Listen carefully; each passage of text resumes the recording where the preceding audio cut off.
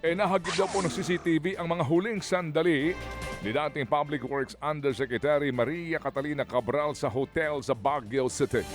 Pasado po 1:00 ng hapon noong December 18 nang makunan si Cabral at ang driver nito na si Cardo Hernandez na lumabas mula sa elevator ng Ion Hotel. Ilan ito sa mga huling sandali ni Cabral bago siya natagpo ang patay sa bangin sa Cannon Road, Tuba, Benguet noong pong araw ding yon. Ayon po naman sa NBI, isa sa ilalim daw po sa lie detector test ang driver ni Cabral. Sa nauna po kasing testimonya nito, iniwan daw niya sa Cannon Road ang kanyang amo malapit sa bangin at nang bumalik siya ay hindi niya na ito mahanapan. Ilang pong mambabatas ang nagsasabing kaduda-duda umano ang naging pahayag ng driver na itunuturing na person of interest. Sa kasagsagan po ng investigasyon, kinumpirma ho naman ng Benguet Provincial Police Office na nag-medical leave ang direktor nila na si Police Colonel Lambert Suerte. Una nga po sinabi ng DILG na may kapabayaan ang mga pulis dahil sa hindi na i-turn over ang mga gamit ni Cabral. Sa kaugnay na balita, may nakuhang kutsilyo at ilang gamot sa kwarto po ng hotel kung saan nag-check-in si dating DPWH Undersecretary Catalina Cabral sa Baguio City. Base rin sa toxicology report ng PNP, nagpositibo sa antidepressant drug ang mga labi ni Cabral. Isinuko na rin ng DPWH ombudsman ang computer at mga dokumento ng yumaong dating DPWH official, alinsunod po yan sa sabina ng ombudsman. Gusto ring makuha ng PNP ang cellphone ni Cabral para makita kung sino ang huling nakausap nito. Humingi na sila ng search warrant mula po sa korte para makuha nila yan at masuring maigi. Kinwestiyon naman ni Baguio City Mayor Benjamin Magalong ang madalas na pagbisita ni Cabral sa Baguio. Sa panayam po sa The Big Story ng One News, sinabi ni Magalong na mahalagang suriin kung sino-sino ang mga nakatagpo ni Cabral at anong nangyari bago ito namatay. Kailangan malaman mo lahat eh. Bakit ka pabalik-balik doon? Sinong binabalik at balikan mo sa Baguio? Siguro ang titingnan natin doon is yung immediate na mga events prior to the death. And that is actually the particular day mismo na pag-akyat niya, bakit siya huminto doon sa lugar na yon? Yan nga po ang tinig ni Baguio City Mayor Benjamin Magalong. Mukhang may alam si Mayor, ha? Mukhang may alam si Mayor dito ho sa mga sinasabing nakakatagpo nitong si Yusek. May alam si Mayor na baka pwede niyang i-share.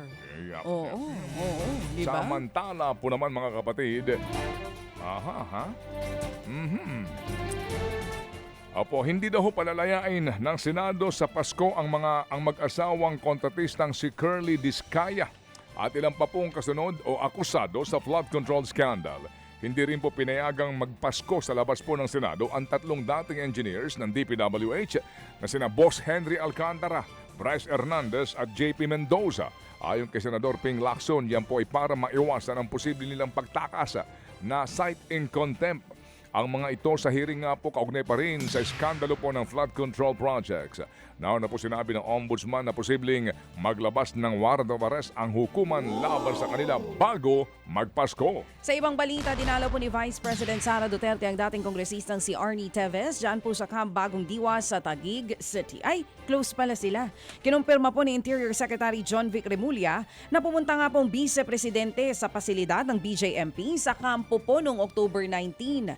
Pero ito'y para dalawin lamang ang dating kongresista. Ayon pa kay Remulla, nagkamustahan lang sina VP Sara Teves base po sa record ng warden sa kulungan. Ay, close nga. Taliwas po ito sa alegasyon ng umano'y bagman ng bise na si Ramil Madriaga na siya pong binisita ng vice-presidente para pigilan ang paglantad ng kanilang ugnayan. Nauna na rin pong itinanggi ni Vice President Sara Duterte ang mga akusasyon ni Madriaga. Ang daming nire-reveal ni John Vic Remulla.